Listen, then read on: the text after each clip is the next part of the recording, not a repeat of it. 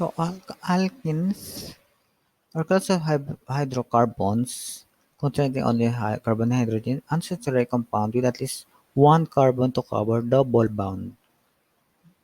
Another term for describe alkenes is opylines.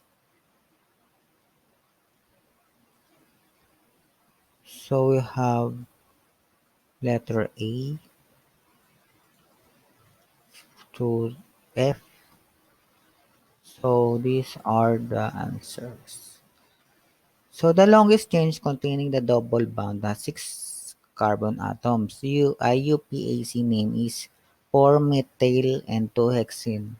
For letter B, the longest chain containing double bond has eight carbon atoms.